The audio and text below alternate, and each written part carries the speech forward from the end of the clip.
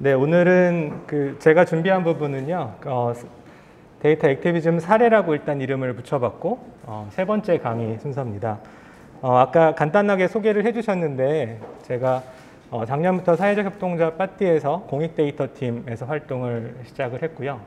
그전에는 아까 부업으로 변호 사업을 조금 간단하게 하고 있고, 주로 데이터나 정보공개 청구, 이런 열린 정보 관련된 활동들을 하다가 데이터의 중요성에 대해서 좀 예전부터 생각하고 있었어요. 근데 최근에 좀 더 중요성이 점점 커지는 것 같아서 이제 본격적으로 데이터 활동 그리고 시민들과 함께하는 그런 데이터 활동을 하고 싶어서 작년부터 본격적으로 이런 활동가로서 활동을 좀 시작하게 됐습니다. 아마 빠띠의 활동 사례들이나 이런 것들은 어제 강의 시간 때 좀 전달을 받으셨을 것 같고요. 오늘은 제가 국내외 사례 위주로 그러니까 시민 주도로 뭔가 데이터를 활용해서 어떤 사회 변화 혹은 뭐 임팩트라고도 보통 표현을 많이 하던데 혹은 요새는 또 솔루션이라고도 많이 하더라고요. 그래서 제가 잘은 모르지만 하여튼 데이터를 활용해서 이런 솔루션, 임팩트 이런 것들을 추구했던 여러 사례를 지금 보시는 목차 순서대로 한번 진행을 해보겠습니다. 이렇게 나눈 거는 목차가 이제 칼같이 구분되는 건 아니고 특히 1번, 2번은 그 중간 영역이 많이 있는 것 같아요. 이따 설명할 때 다시 말씀드릴 텐데 데이터가 이제 시민사회 활동에서 활용되는 방식이 제가 봤을 때는 크게 두 가지인 것 같은데요. 이 구분은 그냥 제가 임의로 나눈 거라서 앞으로 조금 더 정교하게 나올 수 있을 것 같습니다. 먼저 캠페인에 대시민 캠페인을 보통 많이 하시잖아요. 그래서 참여하시는 시민분들의 인식 개선을 추구한다거나 혹은 그분들의 어떤 액션에 참여를 요청하는데 데이터가 굉장히 효율적인 수단으로 활용되고 있는 것 같아요. 그래서 그 사례들을, 국내 사례들을 좀 소개시켜 드리고 거기서 조금 한 걸음 더 들어가면 실제로 뭐 정책이나 사회 문제의 해결책을 이 데이터에서 찾아내는 솔루션을 지향하는 그런 활동들도 있는 것 같아요.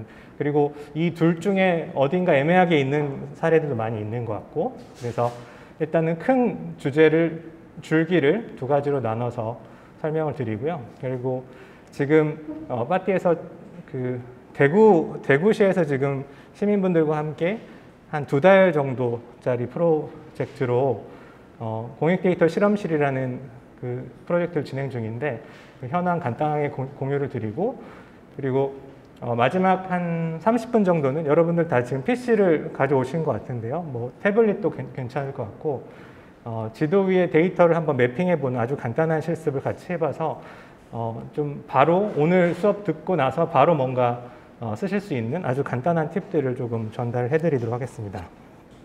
자, 제가 임의로 나눴던 큰 주제 중에 첫 번째인데요. 이게 어제도 아마 저희 같이 활동하고 계신 미님이 소개를 해주셨을 거예요.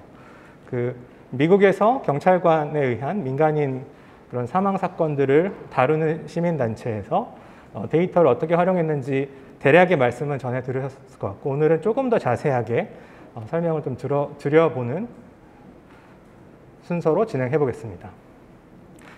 아까 대시민, 인식 개선이나 참여를 뭔가 추구하는 방향에서 데이터가 효과적인 수단이 될 수 있다라고 간단히 말씀드렸는데 이게 어제 아마 오늘 처음 보신 분도 계실 테고 이게 이게 영어로 돼 있어서 제가 다 차근차근 해석을 해드려야겠죠?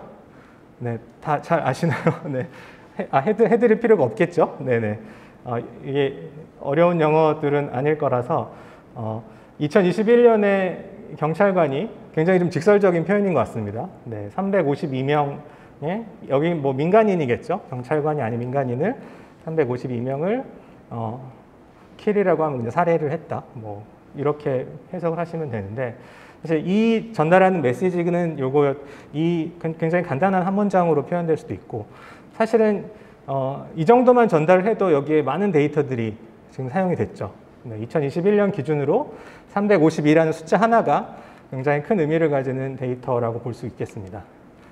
그리고 어제 아마 이 시연 화면들도 다 보셨죠? 이렇게 타임 바가 흘러가는 것 혹시 못 보신 분들 위해서 한번 보여드릴까요? 네, 이걸 한번 이거는 언제 봐도 좀 신기해서 다시 한번 같이 보겠습니다. 네, 지금 이제 새로 들어오고 계신 분도 계시고요. 네. 이 숫자가 미묘하게 바뀐 것 같네요. 그렇죠? 다시. 아까 몇 명이었죠? 네네. 지금 이게 계속 이 뜻은 계속 데이터가 업데이트되고 있다는 뜻인 것 같습니다. 네, 이렇게 지금 화면이 어제 보신 분도 계실 테고, 이게 카르토라는 서비스를 그러니까 누구나 사용하실 수 있는 그런 무료 툴을 이용해서 이게 시간이 흘러감에 따라서 미국 전역 어디에서 민간인 그 살인 사건들이 일어났는지를 이렇게 데이터 위에 보여주는, 지도 위에 보여주는 형태로 시각화를 한 것입니다.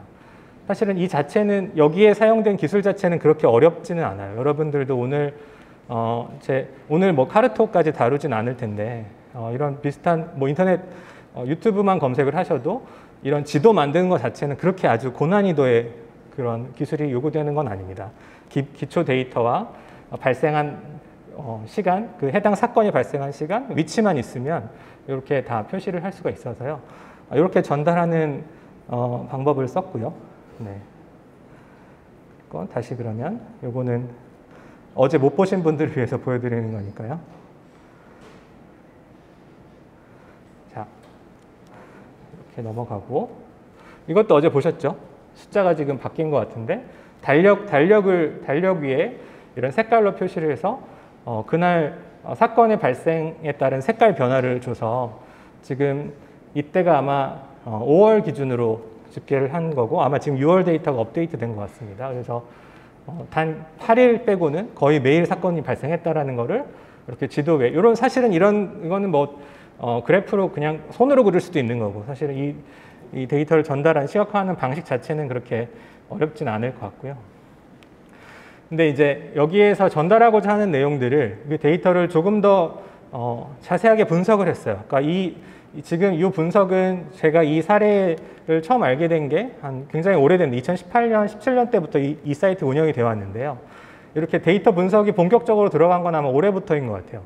작년까지는 이렇게 세부적인 데이터 분석까지는 없었는데, 자 이제 시민들에게 미국에서 이런 특히 이제 흑인들이 많이 사망을 한다는 것을 전달하기 위해서 이런 데이터 분석을 하고 있습니다.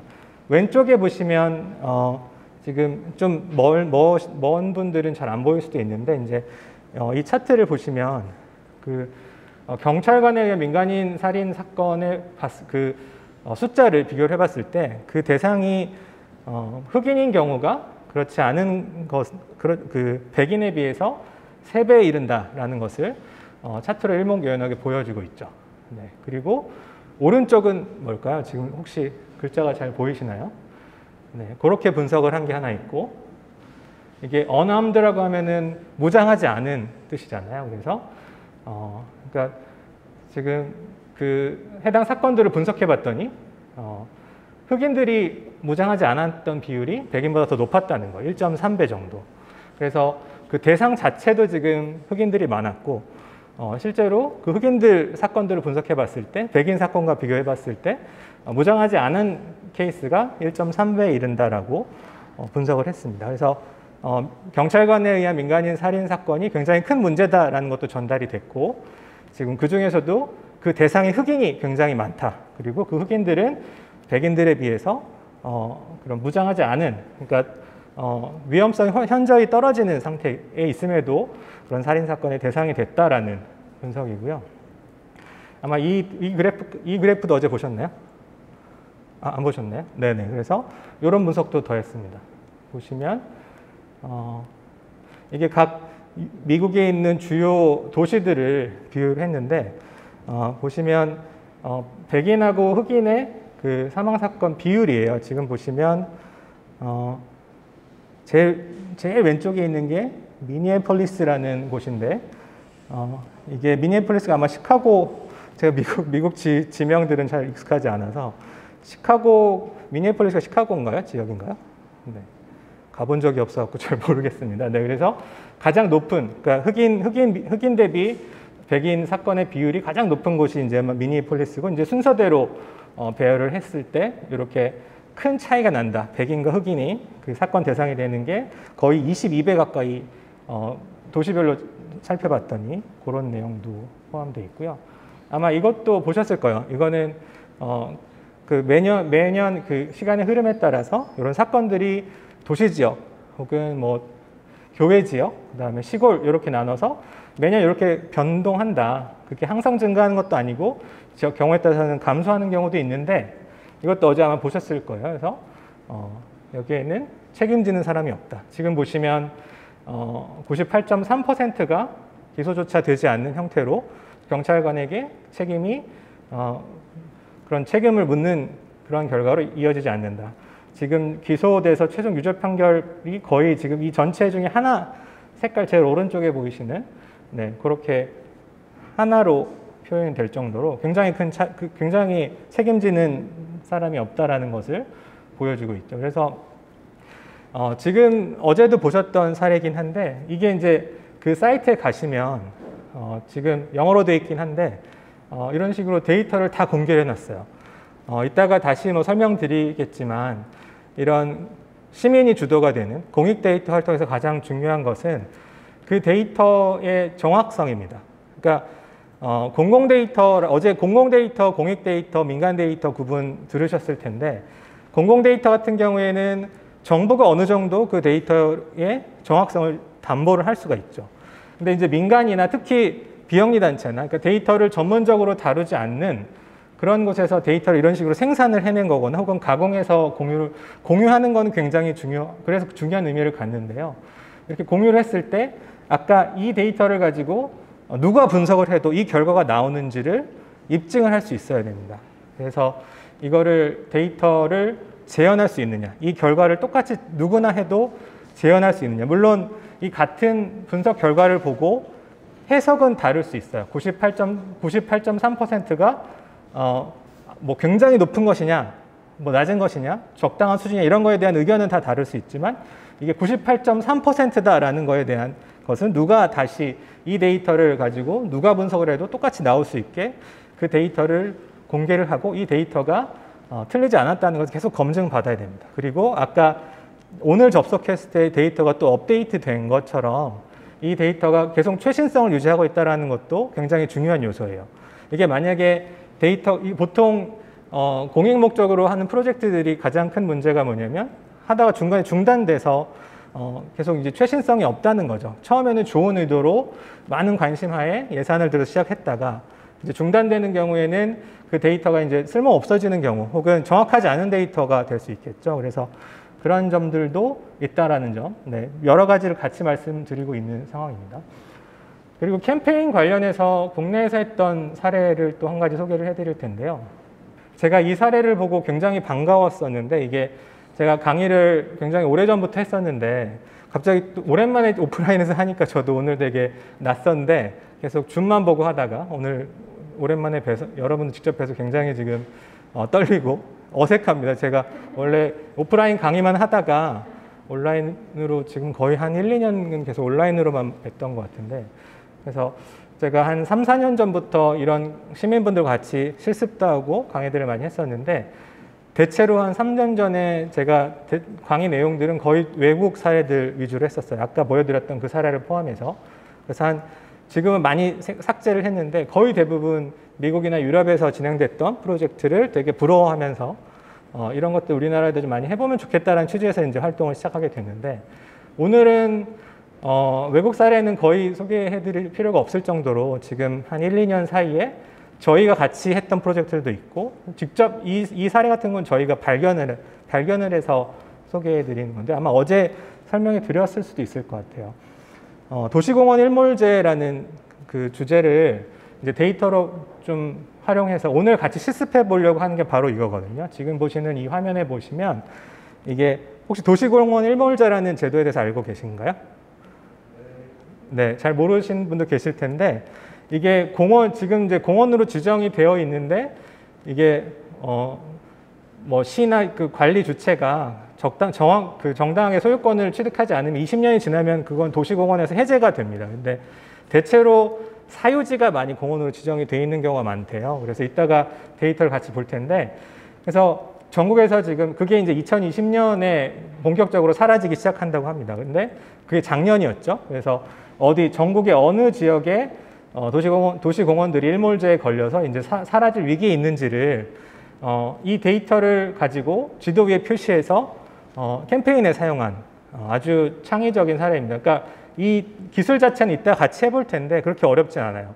뭐 아주 고급 기술을 사용했거나 딱 봤을 때 뭐 굉장히 복잡해 보이거나 뭐 엄청 멋있다 이런 느낌은 아니지만 네, 환경연합에게 되게 죄송한 말씀이지만 아까 보셨던 그 미국 사례에 비해서는 굉장히 기초적인 수준이지만 저는 이 노력을 굉장히 높이 샀고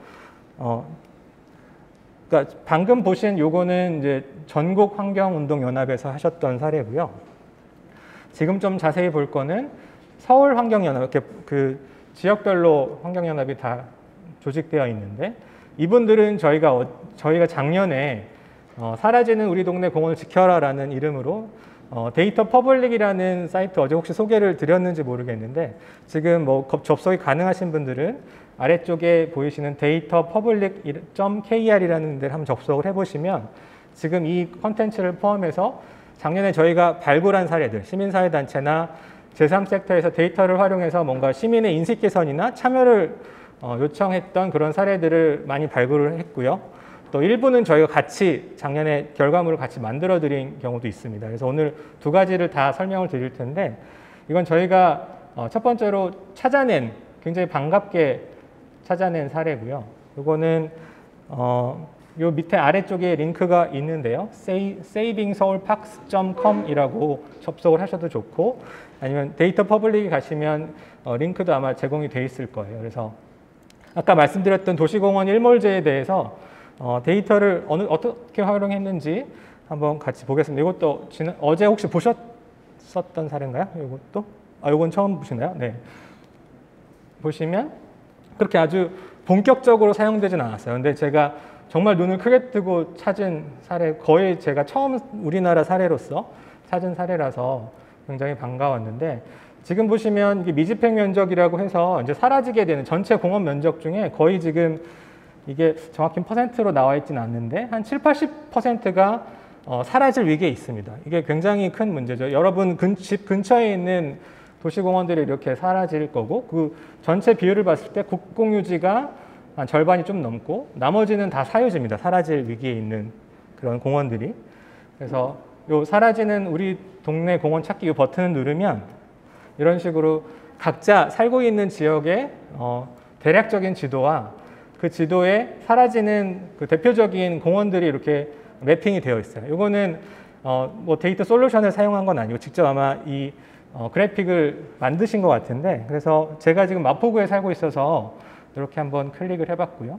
그래서 그 중에 4번을 클릭했더니 와우 근린공원이라는 곳이 이 도시공원 일몰제 이 제도에 의해서 사라질 위기에 있다. 이렇게 자기 주변에 있는 공원까지 찾아보실 수 있게 이렇게 제공을 해주셨고 그리고 마지막에 이거는 뭐 보통 캠페인 페이지에서 항상 보시는 거죠. 그냥 서명하기. 보통은 이제 줄글로 이렇게 참여를 요청하는 내용이 보통 많이 보셨을 텐데 지금 제가 봤을 때는 가장 데이터나 매핑 이런 측면을 많이 사용한 아주 선구적인 사례인 것 같아요. 그래서 여러분들이 사실은 이 기술 자체를 익히실 수 있는 데이터를 분석하거나 혹은 시각화를 하는 것에 대한 기술을 익히실 수 있는 계기들은 굉장히 많이 있을 것 같아요. 아까 말씀드렸던 유튜브도 많이 있는데 이런 식으로 아주 어려운 기술을 사용하지 않더라도 효과적으로 문제를 전달을 하고 참여를 요청하는 페이지를 만들어낼 수가 있습니다. 그래서 제가 이제 아까 큰 틀로 캠페인과 이제 정책 솔루션 두 가지를 나눠서 소개를 해드린다고 말씀드렸는데 지금 그 데이터 퍼블릭 페이지에 가시면 그때 실제로 사용하셨던 데이터가 어떤 데이터를 사용을 했는지 그리고 어떤 식으로 가공을 해서 결과에 이르렀고 이게 어떤 효과가 있었는지까지 저희가 인터뷰를 자세하게 실어놨으니까요. 나중에 끝나고 관심 있으신 분들은 참고해 주시면 될 것 같습니다. 지금 데이터 링크까지 저희가 다 제공을 하고 있어서 보시면 될 것 같고요.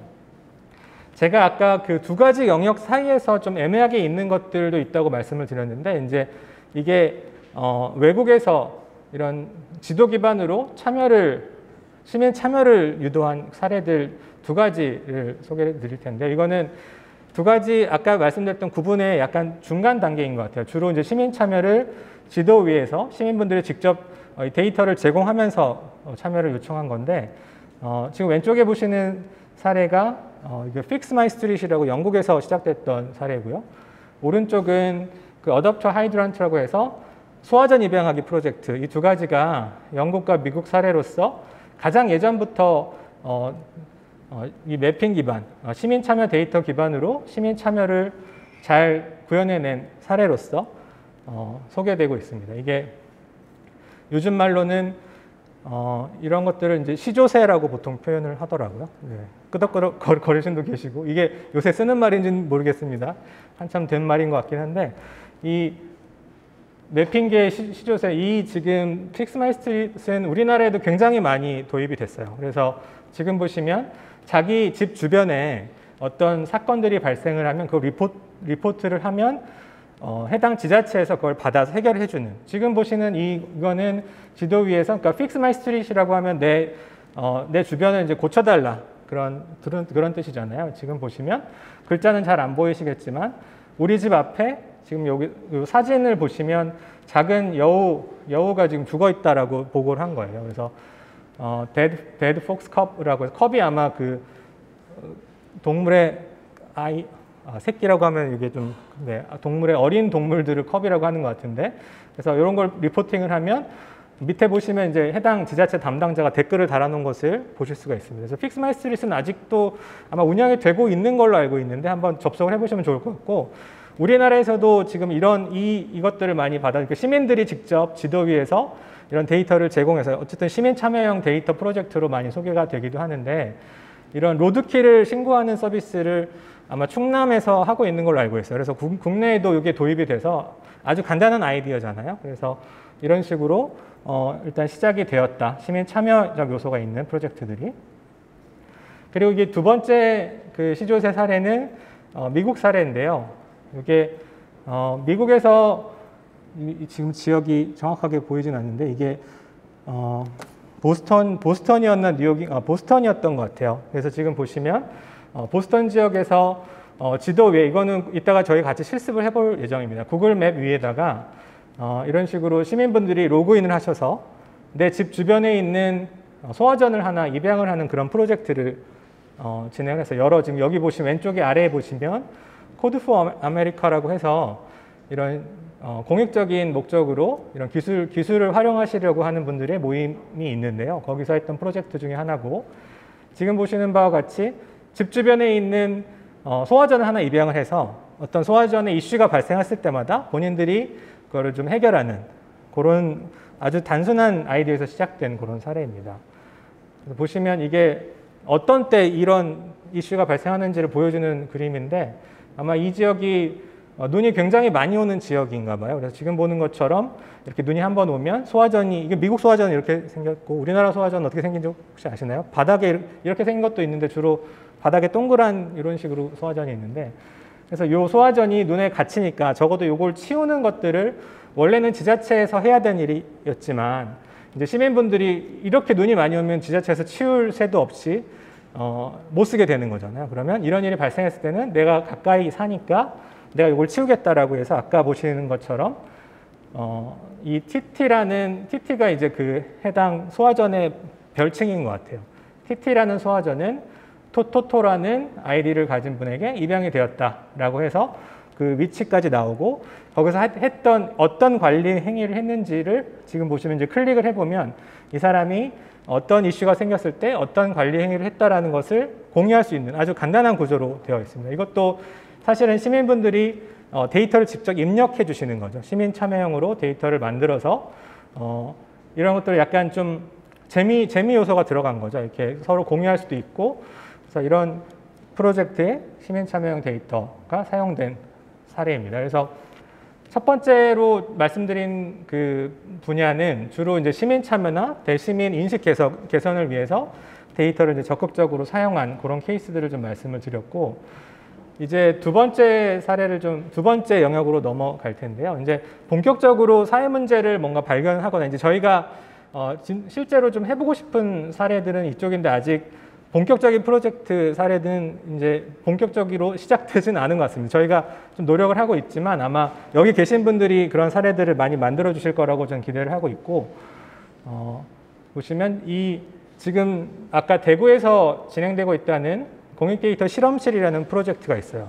근데 작년에 서울시 예산으로 서울시에서 공익데이터 실험실이라는 프로젝트를 진행했습니다. 이것도 아마 어제 소개를 간단히 해주셨을 텐데 끝까지 굉장히 응모해 주신 분들이 굉장히 많았어요. 혹시 여기도 계시는지 모르겠는데 굉장히 많은 분들이 응모를 해주셔서 그중에서 제한된 시간 내에 그 결과가 좀 나올 수 있는 프로젝트로, 그리고 공익성이 높거나 아니면 의미가 있는 프로젝트로 한 6개 정도로 선정을 했고, 최종까지 가신 팀들은 총 한 4팀 정도 진행이 됐고요. 그중에서 오늘은 지금 제가 분류한 두 번째 기준에 좀 맞다고 본 그 두 가지, 그린북 프로젝트랑 이웃을 지켜내는 끼니를 찾아가는 와프 프로젝트 두 가지를 좀 설명을 드릴까 합니다. 아마 어제 간단하게 설명은 해주셨을 거예요.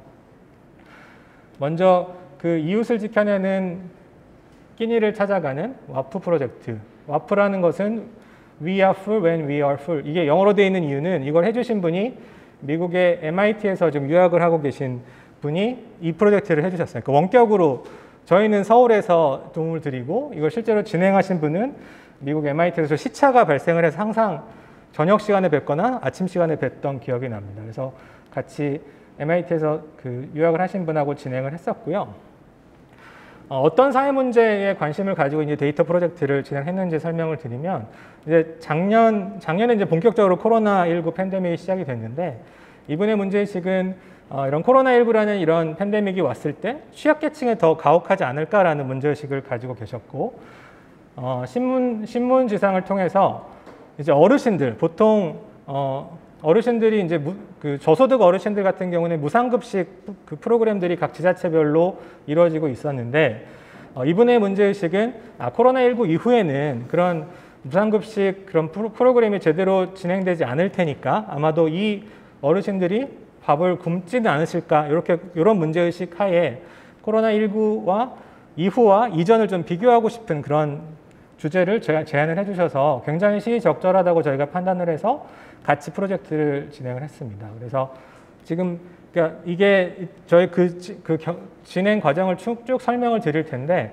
이게 처음 세웠던 가설에서 약간 수정을 했던 프로젝트예요. 그래서 처음 세웠던 가설을 먼저 설명을 드리면, 어르신들의 식량 안정이라고 해서 제목을 이렇게 붙였고, 코로나19 같은 긴급 재난 상황에서 취약계층의 식량 안정이 어떻게 위험한지, 현재 시스템을 어떻게 개선해야 되는지 데이터를 통해서 한번 살펴보자. 이런 식으로 처음에 이제 가설을 세워서 저희가 생각했던, 같이 좀 고민했던 점은 코로나19가 본격화하게 되기 전 2019년과 2020년을 좀 비교했을 때 저소득 어르신들이 제대로 식사를 못 챙겨 드셨겠다라는 데이터를 좀 확인하고 싶었어요.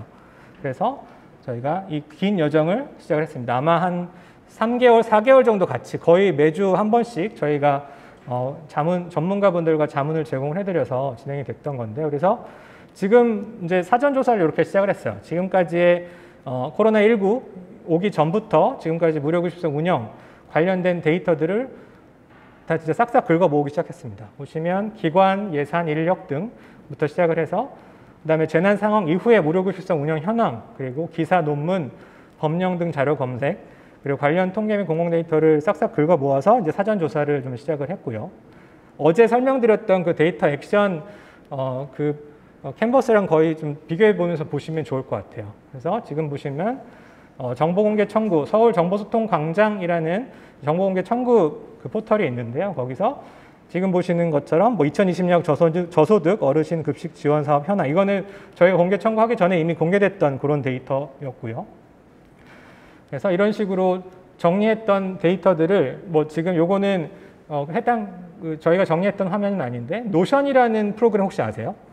요새 노션을 굉장히 이런 데이터 프로젝트에도 많이 사용하는데, 이 노션을 사용해서 이런 데이터들을 저희가 좀 차곡차곡 정리를 시작을 했습니다. 사전 조사 단계에서는.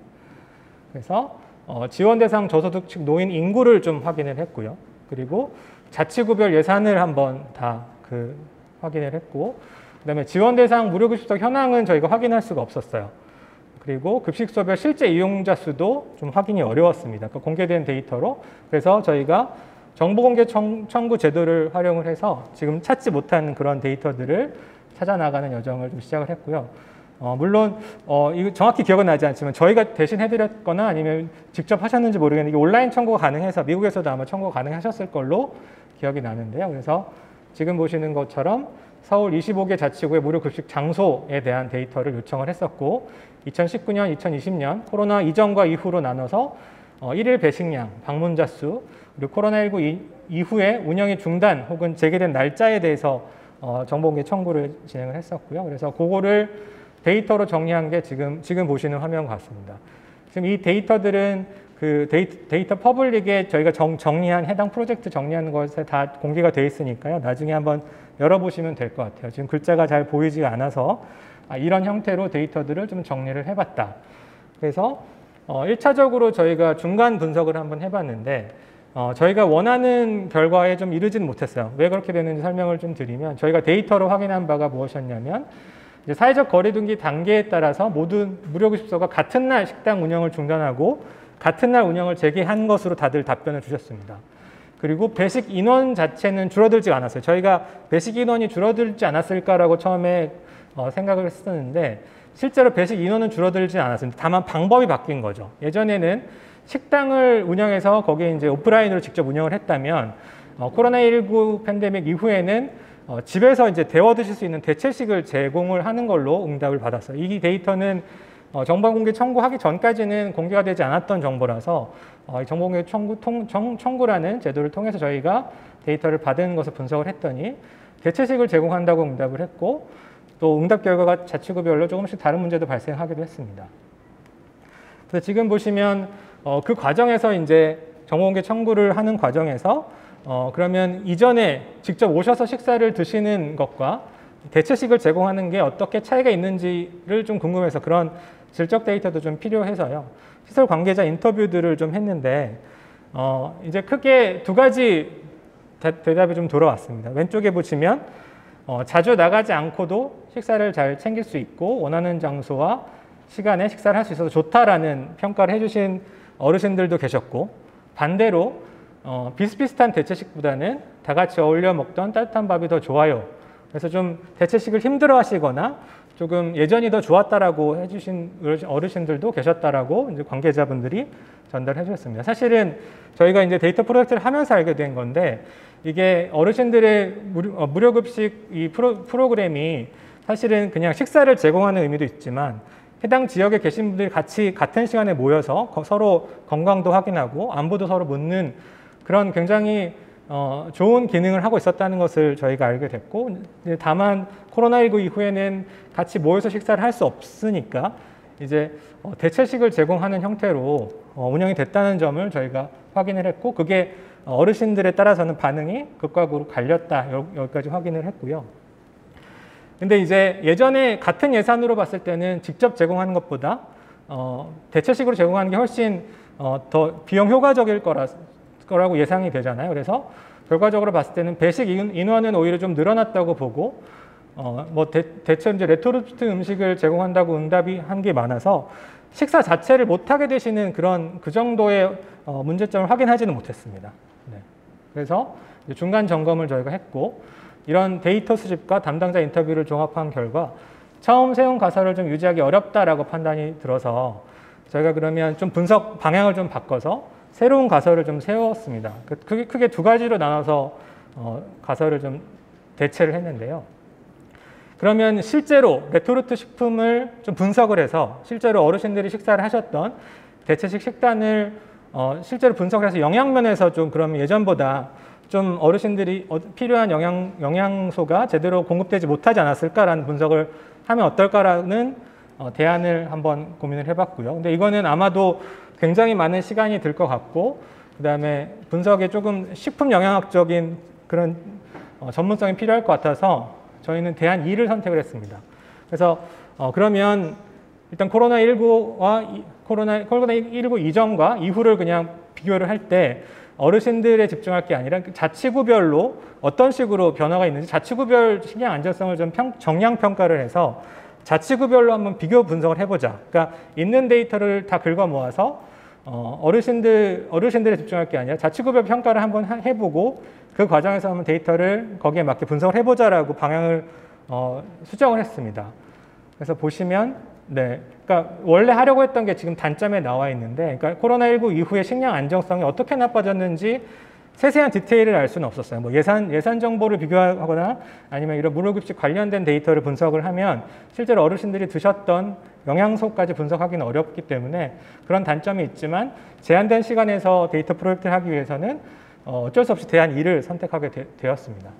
그래서 지금 보시면 이런 식으로 데이터 분석을 했었어요. 자치구별 저소득 어르신 인구 및 해당 인구 무료 식사 지원 경로 식당 이용률 등.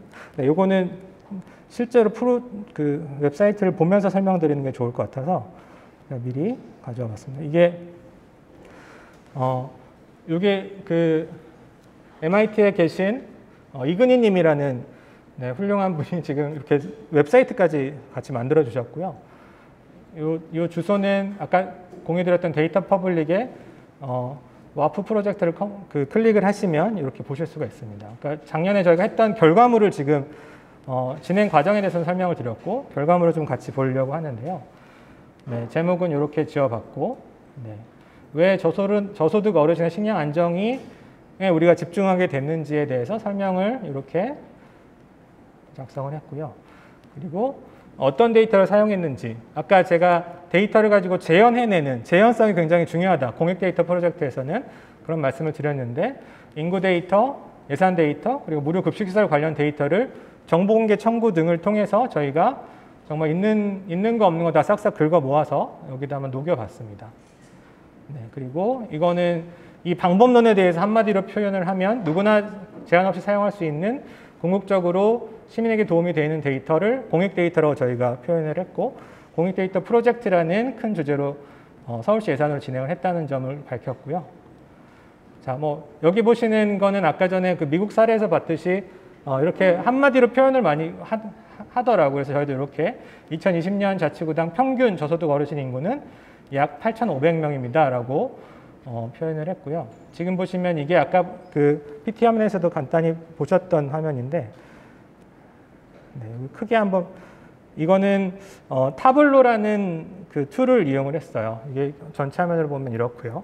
그래서 지금 이게 굉장히 인터랙티브하게 움직이는 이렇게 누르면 지금 잘 보이시나요? 네, 이렇게 라인 차트를 따라서 이렇게 눌러보면 해당 그 영역에 대해서 자세히 설명이 됩니다. 지금 보시면 뭐 노원구가 지금 가장 저소득 어르신 인구가 많은 걸로 나와 있고 이런 식으로 자치구별로 차트로 분석을 한 그런 사례고요. 지금 연도 선택도 클릭을 할 수가 있습니다. 지금 2020년을 선택이 되어 있는데 이렇게 2019년으로 클릭을 바꾸면 2019년 데이터가 이런 식으로 그 차트로 바로 인터랙티브하게 움직여서 보시는 분들이 좀 쉽게 보실 수 있게 이렇게 차트를 한번 구성을 해봤습니다. 사실은 이 태블로는 엑셀을 이용한 그 시각화보다는 조금 기술이 좀 공부를 좀 더 해야 되는 프로그램이긴 한데 이런 화려한 시각화 요소 때문에 많이 사용을 하는데요. 지금 보시는 바와 같이 단점은 좀 많이 느립니다. 이거 뭐 태블로 관계자들이 보시면 화가 나실지 모르겠지만 이게 무료로 쓸 수 있는 프로그램이거든요. 뭐 유료 버전도 있긴 합니다만 그래서 조금 로딩 속도가 느려요. 그래서 이게 좀 데이터 양이 많아지면 이런 식으로 외부로 보여주는데 좀 한계가 있다라는 점, 네, 그런 거는 그냥 팁으로 하면 알아두시면 좋을 것 같고요. 그리고 어르신 숫자를 아까 차트로 그려봤다면 서울시 저소득 어르신을 위한 식사 지원 예산은 어떻게 사용되었을까요? 그 정보공개 청구를 통해서 알게 된 그 예산을 분석을 했는데 뭐 한마디로 표현을 하면 이제 자치구당 평균 무료급식 예산은 약 14억 1,600만 원입니다. 라고 분석을 했고 이런 식으로 또 차트를 이용을 해서 14억 네 이게 굉장히 좀 느려서 네, 그 부분은 양해를 부탁드립니다. 여기도 이제 클릭을 하게 되면 2019년과 2020년 이런 식으로 각 자치구별로 예산이 어디에 사용됐는지를 약간 좀 이렇게 있어 보이게 차트를 한번 그려봤어요. 좀 눈이 아프실 수는 있는데 저희가 이거는 2019년과 2020년 비율을 이렇게 변화를 좀 극적으로 보게 하기 위해서 이런 식으로 차트를 또 차트 위에 이렇게 갖다 대면 네, 2020년 강남구 저소득 어르신 무료급식 예산은 39억. 네, 굉장히 좀 많네요. 네, 이런 식으로 자치구별로 저희가 취득한 데이터를 시각화를 해봤습니다. 그리고 세 번째 파트에서는 그 시설들은 어디에 있을지 또 궁금하실 것 같아서 이렇게 지도 위에 매핑을 한번 해봤습니다. 여기 보시는 요 개별 위치를 한번 클릭을 해보시면 이런 식으로 저희가 실제로 다 전화를 걸어서 확인한 데이터도 있고요. 그래서 보시면 뭐 방학동 어르신 복지관을 한번 보면 현재 이건 2020년 기준입니다. 저희 올해 2021년에는 아직 업데이트를 하지 않아서 도봉구에 위치한 방학동 어르신 복지관은 총 50명의 어르신이 이용하시며 그중에 50명이 경로식당에서 무료급식을 받고 계십니다. 총 이용 어르신 숫자와 그중에서 무료급식을 이용하시는 어르신 숫자까지 저희가 그 해당 기준일 기준으로 이렇게 조사를 해서요. 이런 식으로 일단은 저희가 알 수 있는 데이터를 싸그리 모아서 정보를 제공을 해봤습니다. 그리고 이게 이제 저희가 했던 마지막 결과물인데, 그러니까 그 처음에 생각했던 것과 조금 다른 결과물이긴 하죠. 그래서 각 자치구별로 저희가 이제 정해둔 식량 안정 인덱스라는 기준에 의해서 이거는 큰 화면으로 확대해서 같이 한번 볼게요. 네, 이게 저희 그 이근희님의 거의 역작인데요. 한번 보시면 요런 거 한번 일생일 때 한 번 정도 만들어 보고 싶지 않으십니까? 네. 그래서 보시면 굉장히 이 결과물을 보고 이 노력 저희 뭐 전문가분들도 같이 많은 도움을 드렸지만 이근희님께 다시 한번 미국에 계신 이근희님께 감사를 드리고 혹시 이 강의를 보실지는 모르겠지만요. 보시면 이게 각 자치구별로 선택을 할 수 있게 만들어 놨어요. 보시면 지금 서울에 있는 자치구를 선택할 수 있고 아까 보셨듯이 연도 선택이 가능하고요. 글자가 조금 깨지긴 했는데 이제 선택할 때마다 2020년 강남구 각 자치구의 식량 안전 지수를 인구 안정성, 예산 안정성, 시설 안정성, 뭐 저소득 뭐 이런 식으로 5가지 저희가 인덱스를 마련을 해서 모든 구들을 다 평가를 했습니다. 그래서 여기 보시면 이제 이 색깔이 넓을수록 더 좋은 이 상위 점수를 받으면 이 음영이 짙어지는데요. 지금 강남구랑 어디를 좀 비교를 해볼까요? 네? 금천구요? 금천구? 네. 광진구가 더 크니까 광진구로 그러면 목소리 순으로 일단 보겠습니다. 여러분들도 다 보실 수가 있어서요. 강남구랑 한번 비교를 해보시죠. 강남구 2위, 2위, 3위였는데 네, 태블로의 문제점 이렇게 좀 느리다는 점. 네, 25위, 15위, 19위. 이게 사실은 저희가 평가한 거라서 이 평가는 다를 수도 있을 것 같아요. 지표를 선정하는 것과 사실은 이게 저희가 생각한 그리고 이근희 님이 생각한 지수에 따라서 해서 지금 아까 보셨던 것에 비해 이 현저하게 줄어들었죠, 면적이. 그리고 실제로 숫자도 저소득 어르신 인구 안정성도 25이고 무료 식사 지원 예산이 이것도 인구당 이렇게 나눴던 겁니다. 그리고 시설당 이용자 수로 판단한 시설 안정성도 굉장히 낮고요. 아까 금천구도 용기 있게 말씀해 주셔서 금천구만 한번 보고 이제 넘어갈게요. 네. 조금 기다려 보시면 이거 연도 선택을 통해서 비교를 해볼 수가 있습니다. 이게 굉장히 데이터 쌓고 이거 시각화하는데 이따가 오시는 김강민 기자님도 많은 도움을 주셨는데 보시면 12위 이게 점수가 좀 깎이긴 했는데 한 64점인 것 같고 이게 글자 몇 점인지 잘 모르겠는데요. 12위 뭐 15위 한 7위 정도 아까 봤던 광진구보다는 조금 높은 수준이네요. 네, 그래서 이런 식으로 저희가 생각했던 그 자치구 내 그 식당 위치, 무료급식 위치들을 이렇게 다시 한번 지도에 매핑을 하기도 했고요. 그래서 이런 식으로 굉장히 한 3, 4개월 정도 고생을 같이 했고요. 그래서 사실은 이 데이터 프로젝트는 처음에 계획했던 거랑 많이 다르게 진행이 됐어요. 저희가 데이터로 처음에 가설을 세웠던 거랑 실제 구할 수 있는 데이터도 차이가 있었고 분석할 수 있는 역량도 좀 차이가 있었기 때문에 그래서 거기에 이제 타임라인 기능을 좀 이용을 해서 작년에 어떤 일들이 있었고 어르신들 급식 관련해서는 어떻게 변화가 있었는지 이런 식으로 시간 순서에 따라서 한번 연도별로 정리를 좀 해봤고요. 그리고 이 부분이 좀 중요한 이따가 다시 인사이트 설명드릴 때 말씀드릴 텐데 그러니까 데이터 그 자체도 중요하지만 이 데이터를 해석할 수 있는 기초적인 전제가 되는 그런 정보들이 더 중요하다고 생각을 하는데, 그래서 대체식이 제공됐다라는 그런 데이터를 가지고 그게 좋았는지 나빴는지를 바로 판단하기 어려워서 이런 식으로 인터뷰를 통해서 아까 말씀드렸던 두 가지 상반되는 그런 반응들도 한번 살펴봤고요. 아까 보여드렸던 그 화면이죠. 그래서 이렇게 정리를 해봤고요. 그리고 무료급식시설 담당자분들의 경험도 이런 식으로 정리를 좀 해봤습니다. 네, 그래서 이런 식으로 데이터셋 보기를 누르면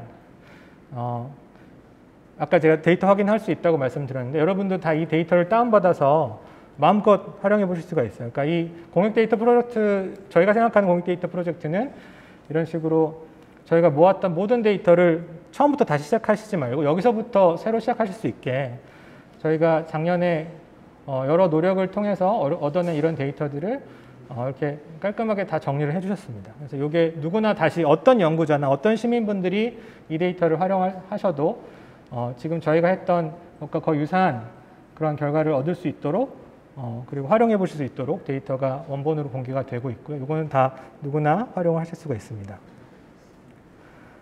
네, 그래서 작년에 그러니까 제일 마지막에 보시면 이런 식으로 이분이고요. 네, 이근희님 네, 초상권 동의를 안 해주시긴 했는데, 네, 그리고 파티와 협력가 분들 이렇게 전문가 분들과 서울시 자치구 이렇게 전문가와 지방자치단체 그리고 시민이 같이 했던 그런 삼각 프로젝트가 하나 저희가 자신 있게 보여드릴 수 있는 사례 중에 하나고요. 하나를 좀 더 보겠습니다. 저희가 아까 두 개를 설명드린다고 했는데 하나를 더 보고 이제 인사이트를 좀 정리를 한 다음에 이제 뭐 실습을 바로 넘어가도록 하겠습니다. 그래서 이런 결과물 같이 봤고요. 그래서 이 사례에서 저희가 찾아낸 인사이트는 이근희 님도 그랬듯이 쉽게 지나치는 기사에서 문제의식을 찾아보고 그 문제를 구체화하거나 해결책을 찾는 데이터를 찾아보는 여정을 시작했기 때문에 그 점을 좀 설명드리고 싶고, 그리고 자료 데이터만 보지 말고 현장 관계자들의 목소리가 그 데이터를 좀 심층적으로 이해하는 데 훨씬 더 도움이 된다라는 점 저희가 인사이트를 얻었고요. 그래서 이런 관계자 인터뷰들을 결과물로 같이 올리게 되었습니다.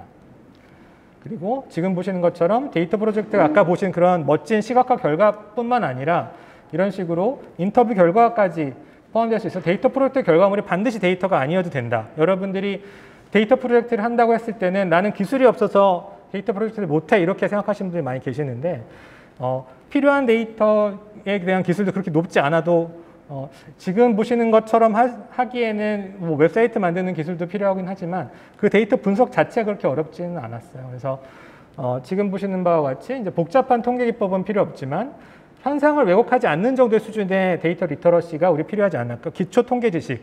그러니까 자치구별로 분석을 할 때면 뭐 예산 비교를 할 때 그냥 예산 총으로 비교하는 게 아니라 뭐 인구수당 예산을 비교한다거나 이런 식으로 아주 간단한 통계 기법을 통해서 이 정도의 데이터 리터러시만 있으면 여러분들이 데이터 프로젝트를 하시는데 공익 데이터 프로젝트를 하시는데 큰 어려움이 없을 거다라는 인사이트를 저희가 얻었고요. 그리고 두 번째 프로젝트는 그린북 프로젝트라고 해서 이거는 아마 어제 좀 설명을 들으셨을 거예요. 그래서 무장애 놀이터를 도입하기 위한 강서구 지역에서 진행된 프로젝트였는데요. 그래서 여기는 문제의식이 굉장히 분명했습니다. 지금 보시는 바와 같이 놀이터에서 장애아동을 보신 적 있나요? 라고 했을 때 여러분들은 보신 적 있으신가요? 한 번이라도 장애아동 보신 적이 아마 없으실 거예요. 그래서 이런 문제의식을 시작을 했고, 그래서 이것들을 그 강서구 지역을 한번 데이터로 한번 살펴보자라고 계획을 세우셔서 데이터 수집에 들어갔습니다. 그래서 전국 도시공원 표준 데이터를 포함해서 데이터들을 모으기 시작했는데, 그래서 여기 이 팀에서 접근 방식은 이제 데이터를 직접 생산하는, 그러니까 아까 뭐 인터뷰를 통해서 얻는 그런 소극적 데이터 말고 지금 여기 보시는 바와 같이 여러 기준을 통해서 강서구에 존재하는 모든 어린이 공원들을 다 분석을 했어요. 다 찾아가서 이 지금 4가지 기준을 통해서 점수를 다 매겨서 한번 분석을 해보자라고 해서 여러분들이 시민 여러분들이 데이터를 직접 생산한 그런 케이스입니다. 그거를 어려운 말로 요새는 뭐 크라우드 소싱이라고도 많이 하더라고요. 그래서 여러분들 대중들이 모아서 이런 식으로 데이터를 만들어내는 크라우드 소싱 방식을 이용을 했고요. 역시 이 데이터 역시 아까 공유드렸던 데이터 퍼블릭에 가시면 이분들이 모든 그 강서구에 있는 어린이 공원을 다 돌아다니시면서 지금 보시는 바와 같이 뭐 이용 가능성, 편안하게 머무는 거, 뭐 화장실 이런 편의시설을 포함해서 그것들을 다 자원봉사자들과 함께 돌아다니면서 확인을 했습니다. 그래서 보시면 뭐 이런 식으로 데이터 분석을 하기도 했고요. 접근성, 이용 가능성 측면에서 보면 뭐 휠체어, 유모차가 접근 가능한 게 한 74%. 이거는 굉장히 높은 거죠. 사실은 휠체어, 유모차 접근 가능한 거는 굉장히 높았는데 신체장애 아동들이 함께 놀 수 있는 이거 강서구 전체 전수조사한 결과입니다. 신체장애 아동들이 함께 놀 수 있는 놀이기구가 있는 건 지금 보시는 바와 5%에 불과한 걸로 확인이 됐고 다양한 감각 발달을 돕는 놀이기구가 있는 것이 한 24%에 좀 불과했습니다. 그리고 편의성 측면에서 봤을 때는 뭐 휠체어 유모차가 접근한 화장실은 18%에 불과했고 그다음에 이제 아동들 이거는 뭐 공원이 어린이 공원이 아닌 공원까지도 아마 조사를 한 걸로 알고 있어서 아동이 음수대를 직접 조작할 수 있는 것은 그나마 좀 58%로 굉장히 높았고요. 이런 데이터 분석을 진행을 했습니다. 뭐 안정성, 놀이터 바닥이 안전한지, 뭐 주의사항은 잘 명시가 되어 있는지 이런 것들도 분석을 좀 해봤고요. 그래서 노션이라고 떠 있잖아요. 이거는 그냥 노션을 웹사이트에 그냥 바로 연결을 해놓은 사례입니다. 그래서 웹사이트를 직접 만들 기술이 없다고 하더라도 이런 노션 같이 넌코딩 툴을 좀 활용을 하시면 별도의 코딩 지식 없이도 이런 식으로 좋은 결과물을 웹사이트로 바로 이어올 수가 있거든요. 그래서 아까 보셨던 주제로 지금 보시는 게 이제 무장애 놀이터라고 해서 장애 있는 어린이들도 놀 수 있는 그런 사례를 이렇게 설명을 서울숲의 숲속 놀이터를 보여주시기도 했고 문제의식을 차분하게 잘 작성을 해주셨고 역시 여기 보시는 바와 같이 첫 번째 사례와 똑같은 툴을 썼습니다. 태블로를 작년에 좀 많이 썼는데요. 왜냐하면 이런 식으로 클릭을 했을 때 굉장히 좀 인터랙티브하게 보이는 측면이 있어서 강서구에 있는 총 3등급으로 구분을 했다고 말씀을 드렸죠. 이것도 크게 확대해서 자세히 보실 수가 있습니다. 자, 뭐 이런 식으로 총 4가지 그 평가 기준을 통해서 전수조사를 진행을 했고요. 그리고 여기 계신 분들이 해당 프로젝트를 진행해 주셨던 지금 한 7분 정도 되시네요. 한 6분 정도 됐었던 걸 기억을 하는데 이런 식으로 활동을 하셨고 결과물이 이제 이런 식으로 1등급을 받은 곳이 거의 존재하지 않는다라는 결과물을 얻게 됐습니다. 그래서 그러면 좋은 놀이터가 강서구에는 확인할 수 없어서 국내 사례들을 좀 보여주셨는데요. 이거 이따가 인사이트에서 다 설명드리겠지만 이게 아까 보여드렸던 서울숲 숲속 놀이터가 이제 무장애 놀이터로서 이제 좀 평가를 받고 있는 곳인데 지금 보시는 바와 같이 이 정도 넓이라면 이제 휠체어나 이런 거동이 불편한 아이들도 좀 들어가서 놀 수 있는 정도의 사이즈가 되고요. 그리고 이거는 뭐 김가민 기자님도 처음 봤다고 하셨고 저도 처음 봤는데 이런 식으로 이렇게 뺑뺑이 같은 경우도 휠체어를 타는 어린이도 여기 들어가서 이건 사실은 엄두도 못 냈던 그런 곳인데 이런 것들도 같이 제공이 되고 서울숲 놀이터에는 제공이 되고 있다고 합니다. 이런 식으로 장애 있는 어린이도 탈 수 있는 그네까지 제공이 되고 있고 뭐 감각을 발달시킬 수 있는 다양한 이런 시설들 여기 계신 분들 다 자원봉사자분들이 이런 식으로 활동을 다 찾아다니시면서 만들어주신 그런 사례입니다. 그러니까 노션의 장점 중에 하나는 이런 식으로 이렇게 중요한 내용들은 이렇게 별도의 페이지로 이렇게 돌릴 수가 있어요. 한 페이지에 다 보여주면 너무 내용이 많은데 예를 들면 이런 식으로 왔다 갔다 하면서 자세한 내용들을 링크를 통해서 페이지를 굉장히 다양한 층위로 만들 수가 있다는 점.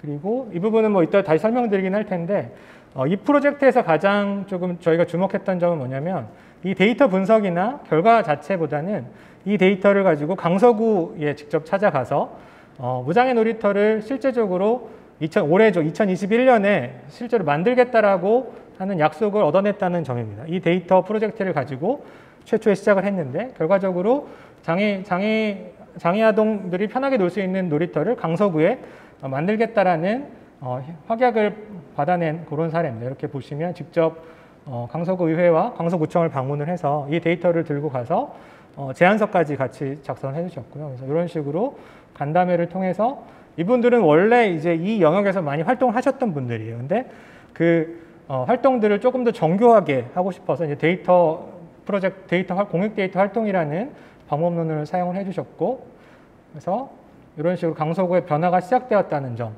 네, 강서구청이 세 가지를 답변해 주셨다고 합니다. 2021년에 이런 유니버설 디자인을 가진 놀이터를 조성하겠다. 민간 TFT 운영을 하고 뭐 화곡 2동, 등촌 3동 중 한 곳을 선정해서 진행하겠다. 이런 식으로 구체적인 변화를 약속을 해주셨고, 강서구가 운영하고 있는 공공데이터 맵이 있는데요. 거기에도 지금 시민분들이 제작해 주신 이 데이터를 바탕으로 공적인 영역에서도 활용하게 되었습니다. 네, 그래서 두 번째 사례를 좀 간단히 설명을 드렸는데요. 네, 그래서 이런 식으로 아까 설명드린 바와 같이 실제로 그 데이터를 가지고 정책 변화까지 이끌어낸 아주 좋은 사례입니다. 그래서 이 프로젝트도 사실은 처음에 계획했던, 그러니까 그냥 처음 시작은 좀 이 데이터를 좀 만들어서 살펴보고 싶다라는 그 정도의 문제에서 시작을 했는데, 결과로 놓고 봤을 때는 1등급이 거의 없다라는, 어떻게 보면 좀 예상됐던 결과가 데이터로 입증이 되긴 했지만 그렇게 나와서 아까 첫 번째 사례에서도 보셨듯이 이 데이터 프로젝트는 이제 문제의식이나 가설이나 목표들이 계속 바뀐다는 점을 여러분들이 좀 인식을 해주시면 좋을 것 같아요. 처음 세웠던 가설이나 문제의식을 실제로 데이터를 가지고 살펴봤을 때 그걸 바꿔야 되는 경우가 많이 생깁니다. 그래서 이 경우에는 중요한 가치에 집중하기라는 것으로, 그래서 실제로 무장애 놀이터가 어떤 것인지, 우리가 추구해야 되는 무장애 놀이터가 어떤 특성을 가지고 있는지를 조금 더 자세하게 설명하는 형태로 프로젝트를 좀 진행을 했고요. 네, 그래서 이루려고 하는 지금 보시는 서울숲 사례처럼 이런 가치를 분명히 보여주는 것, 그리고 마지막으로 데이터나 데이터 프로젝트 그 자체도 중요하지만 실제로 적극적인 행동과 액션이 중요하다라는 점을 꼽을 수가 있겠습니다. 이게 그 다음 저희 수업이 데이터 저널리즘 수업인데요. 보시면 제가 미리 예습을 시켜드리는 입장에서 좀 보여드리면 데이터 저널리즘 작업 과정과 가장 큰 차이는, 지금 보시는 건 아마 이제 다음 시간에 자세히 설명을 해주실 거라서 생략을 하고요. 데이터를 통해서 스토리를 만들어내는 과정은 똑같지만 데이터 액션이라고 하면 거기에 플러스 알파가 들어간다. 그게 바로 행동이라는 점이 가장 크게 다른 점이라고 생각이 됩니다. 그리고 아까 말씀드렸듯이 그 데이터 결과물은 누가 다시 재현하더라도 동일한 결과가 나올 수 있도록, 그리고 그 데이터에 기반해서 새로운 프로젝트를 하실 수 있도록 공유하는 것을 저희가 원칙으로 좀 삼고 있고요.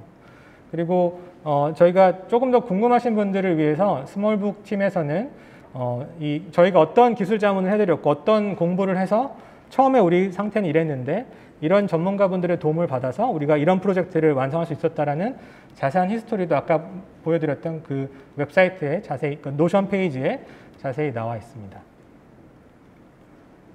네, 여기까지 사례들을 위주로 좀 설명을 좀 드렸고요. 사례가 조금 내용이 굉장히 전달해드릴 게 많아서 좀 빠르게 진행을 했는데요. 혹시 지금까지 진행한 그 설명드린 사례에서 혹시 궁금하신 점이 있으시면 잠깐 짚고 갈까요? 없으시면 바로 넘어가도록 하겠습니다. 아까 설명드렸던 뭐 두 가지 프로젝트 관련 질문도 좋고, 네. 궁금하신 사항 있으실까요? 네네네. 제가 이제 최신 현황 공유하면서 드리려고 했던 말씀을 미리 다 간파하시고 질문 주신 것 같아서, 그러면 요거 바로 설명드리면서, 네네. 그러니까 지금 고민하시는 것이 앞으로 저희가 좀 해야 될 과제인 것 같아요. 그러니까 작년에 지금 보여드렸던 대표적인 두 개 사례는 작년에 처음 시작했던 사례입니다. 그러니까 작년이라고 해도 작년 하반기, 한 가을 3달 정도 저희가 거의 매일 밤에 만나서 전문가분들 한 5분이 데이터 전문가분들 그리고 이 프로젝트 참여하신 분들이 모여서 일주일에 한 번 이상씩 자문을 제공을 했어요. 그러니까 어려운 점도 아까 말씀해 주셨던 이런 상황에서는 어떤 솔루션을 써야 되고, 이런 상황에서 어떤 차트가 더 효과적이고, 이런 것들 혹은 이 데이터를 정제하는 구체적인 방법에 대해서도 필요할 때는 교육도 제공해드리고 그런 식으로 진행을 했었거든요. 그래서 지금 뭐 자연스럽게 홍보가 될 수도 있을 것 같은데 서울에서 작년에 6개 팀 정도 시작을 했었고요. 지금 대구에서 같은 방법론으로 한 10개 팀 정도를 지금 조금 확대해서 운영을 하고 있어요. 그래서 같은 문제의식을 가진 지금 총 보시면 5개 문제의식 주제를 좀 정했거든요. 자원재생, 교통안전, 주택인구, 배리어프리라고 5개 주제를 저희가 공모를 해서 거기에 관심을 이 주제를 이 사회 문제를 데이터를 통해서 바라보고 뭔가 솔루션을 찾고 싶으신 분들을 모집을 해서 지금 한 100여 명 정도 참여를 하고 계십니다. 그래서 한 팀당 한 10분 내외로 이렇게 팀을 짜서 진행을 하고 있고요. 그래서 보시면 네, 주 1회 이상 교육과 워크숍이 제공이 되고 있고 각 팀별로 지금 보셨던 이 활동들을 같이 하고 있어요. 그래서 보시면 뭐 이런 식으로 문제를 하고 있고 지금 아마도 이 공간에서 오늘까지 듣는 이 사회 강의를 통해서 아마 원하시는 걸 충분히 다 전달되기는 어려울 것 같아요. 지금 그럴 시간이나 물리적 한계가 있기 때문에 작년에 했던 것도 한 3개월 정도 같이 했던 거고 대구도 지금 한 2개월 정도 같이 거의 매주 보면서 진행을 하고 있습니다. 그래서 필요한 데이터 활동, 기초교육과 온라인 학습, 그다음 과제, 그리고 프로젝트 이렇게 4가지를 진행을 하고 있어서 거의 맞춤형으로 1대1로 도움을 드리는 방식을 좀 채택을 하고 있어요. 그래서 오늘 저녁에도 대구 분들 일단 만나러 가야 되는데요. 네, 그래서 뭐 지금 보시는 데이터 지금 캔버스에서 소개해드렸던 그런 활동 국면별로 필요한 것들을 강의를 진행을 합니다. 그래서 지금 현재 한 4강까지 와 있는 상태고요. 그리고 한 5강 이제 나머지 한 달 정도 남아 있고 저 이어서 이제 설명을 해주실 김강민 기자님도 같이 그 강의를 좀 해주고 계시고 이런 식으로 일주일에 한 번씩 만나서 프로젝트 전문가분들 직접 자문을 받을 수 있게 도움을 드리는 이런 걸로 기획을 했습니다. 그래서 방법론 측면에서는 제가 봤을 때는 여러분들이 필요한 그 데이터 기술들을 막 학습을 하시고 모든 것을 다 해서 하기에는 다른 업무들도 많이 있으시고 해서 좀 제한이 많이 될 거라고 생각을 했고요. 그래서 전문가분들이 필요한 궁금증을 바로바로 해결해 드리는 그런 방식이 가장 효과적일 거라고 생각을 했고 아까 보셨던 미국 처음에 보여드렸던 미국 사례도 다 시민사회 단체가 제안을 하고 실제 구현은 전문가분들이 같이 협력을 통해서 진행을 한 사례예요. 그래서 아까 허브적인 역할을 할 수 있다라고 말씀을 주셨는데 민주주의 학습 지원센터도 그렇고 저희 빠띠도 그렇고 이런 중간 지원 조직에서 이런 프로젝트 하실 수 있게 물적, 예산적 이런 지원을 드리는 그런 프로젝트를 앞으로 계속 해 나가고 싶고 그런 기회를 계속 만들어 나갈 필요가 있다고 생각이 들거든요. 그래서 지금 아마 실제로 프로젝트를 해보지 않으셔서 아마 좀 이렇게 가상의 공간에서 벌어지는 일처럼 보이실 텐데 생각보다 그렇게 우리 데이터를 활용하는 게 그렇게 어렵지 않고 활용할 수 있는 툴이나 그런 교육 기회들은 굉장히 많아서 오히려 그 문제의식이나 원래 활동하시던 그 영역에 대한 지식이나 관심을 가지고 이런 데이터 전문가분들의 도움을 조금만 받으시면 아마 훨씬 더 정교하게 혹은 하시려는 프로젝트를 진행하는데 도움이 되지 않을까. 일단 그렇게 계획은 세워두고 있습니다. 그래서 앞으로 그런 기회가 되면 또 다음 기회에 같이 뵙고 프로젝트 직접 하시는 역할로 같이 할 수 있으면 좋겠다는 생각이 드네요. 네, 그 정도 일단 계획과 현황을 좀 공유 드렸습니다. 네. 또 궁금하신 사항 있으실까요? 그러면 저희가 간단하게 아까 보셨던 그 매핑 실습을 같이 해보는 걸로 이제 마무리를 할까 하는데요. 그 전에 지금 뭐 대구 사례 포함해서 궁금한 게 있으면 한두 개 정도 더 받고 혹은 뭐 이런 거 해봤으면 좋겠다 제안도 좋은 것 같아요. 지금 말씀해 주신 것처럼 이런 교육들 혹은 이런 계기들을 좀 많이 만들어 달라는 주문을 저를 통해서 이렇게 센터에도 전달이 될 수 있을 것 같고요. 네. 실습 노트북을 다 준비하고 계신 것 같아서 네. 그러면 실습을 간단하게 진행을 하고 오늘 강의 마치도록 하겠습니다. 자, 아까 웹사이트를 웹브라우저를 하나씩 다 열어주시고요. 지금 뭐 준비하실 수 있도록 시간을 충분히 드릴 테니까 datapublic.kr이라는 여기 위에 보시는 여기로 한번 접속을 해주시면 제가 아까 설명드렸던 그 공익 데이터 실험실 사례들을 저희가 컨텐츠로 다 만들어서 아주 차근차근 다 정리를 다 해놨어요. 그래서 제가 말씀드린 내용들에 대해서 궁금하신 사항들은 충분히 확인하실 수가 있고 쭉 내려오셔서 이런 식으로 시민사회단체에서 했던 사례들도 뭐 참여연대나 경실련, 뭐 서울환경연합, 정보공개센터 이런 식으로 다 저희가 작년에 찾아냈던 사례들까지 같이 보여드리고 있고요. 여기 보시면 오늘 같이 실습해 볼 데이터는 서울시 채식 음식점 현황입니다. 이거를 클릭을 하시면 검색에 채식 음식점 현황이라고 검색하셔도 되고요. 여기 위에 보이는 여기까지 혹시 찾는데 어려움이 있으신가요? 아니면 구글에 서울시 채식 음식점 현황이라고 치셔도 돼요. 그러면 이게 나옵니다. 그러면 여기에 나와 있는 링크를 한번 클릭을 해보시면 데이터를 가지고 한번 어떻게 생겼는지 지난 시간에 잠깐 보시긴 했겠지만 서울시가 제공하고 있는 채식 음식 현황 데이터를 가지고 네. 서울시가 지금 다운이 된 건지 여기가 다운이 된 건지 인터넷이 잘 되시나요? 아, 되나요? 네. 거기서 지금 여기는 지금 뜨진 않는데 데이터셋을 다운을 한번 엑셀 다운로드를 버튼을 누르셔서 다운을 받아주시면 될 것 같습니다. 제 컴퓨터에서는 안 되네요. 네. 지금 그 다운로드 버튼이 보이시죠?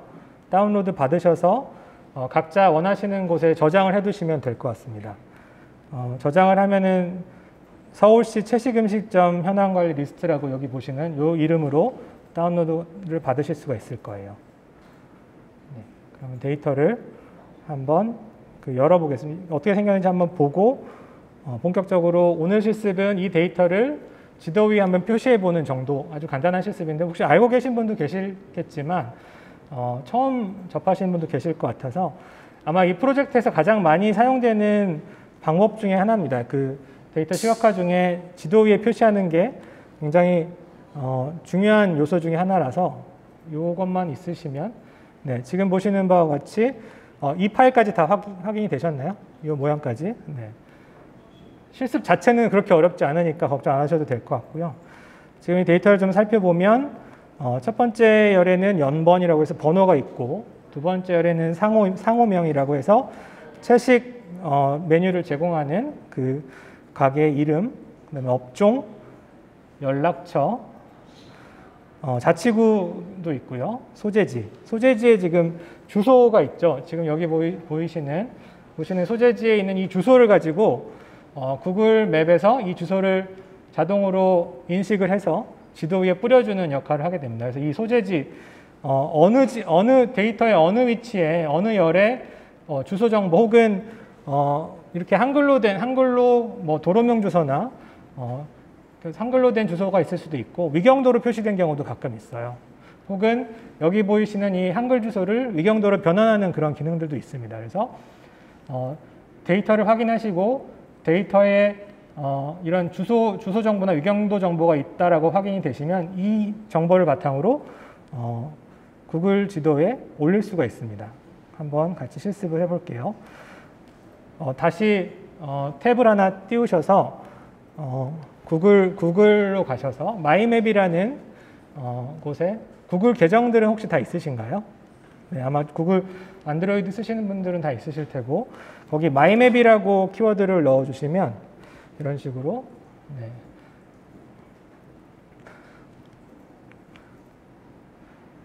로그인을 하시면 이런 식으로 구글 마이맵스라고 요게 뜨는 걸 확인하실 수가 있을 거예요. 그래서 여기 왼쪽 위에 보이는 플러스 새지도 만들기 요걸 버튼을 누르시고 아까 다운받으셨던 그 데이터를 이 새지도 위에 올리는 그런 형식으로 진행이 됩니다. 새지도 만들기를 누르면 이런 식으로 전체 지도와 왼쪽에 보시는 이런 메뉴들이 나오는데요. 여기 보시면 제목도 정할 수가 있어요. 제목은 채식 데이터라고 하면 채식 식당 이렇게 해볼까요?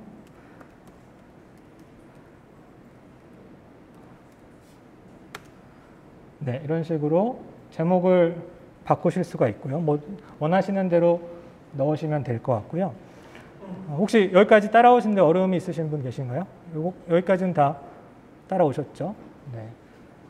혹시 어려우신 분들은 그냥 눈으로 따라오셔도 됩니다. 이게 한번 보고 바로 따라하실 수 있는 수준이라서 여기 보시면 그 제목 없는 레이어라고 있고 가져오기라는 버튼이 있어요. 이 버튼을 눌러주시면 여기서 기기의 파일 선택이라는 메뉴가 뜨죠. 그러면 이걸 누르셔서 아까 다운받으셨던 서울시 채식 데이터, 네, 여기 보시면 이거를 선택을 해주시고 이런 식으로 업로드가 되는 것을 확인할 수가 있습니다. 자, 여기까지 그렇게 일반적인 프로그램 이용 방법과 그렇게 다르진 않죠. 그리고 여기서 좀 집중을 해주셔야 되는데요. 이제 아까 제가 그 데이터셋에서 주소가 어디 있는지 한번 확인해 달라고 말씀을 드렸죠.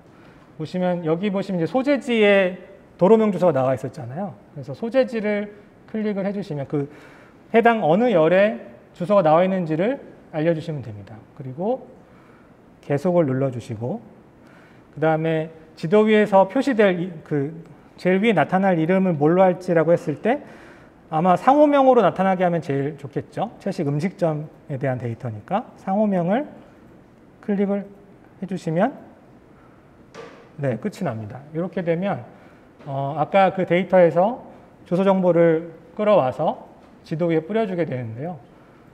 좀 기다려 보시면 이런 식으로 네, 서울시 지도가 나오고요. 네. 여기까지 지금 따라오셨나요? 네네. 그래서 하나를 클릭을 해볼게요.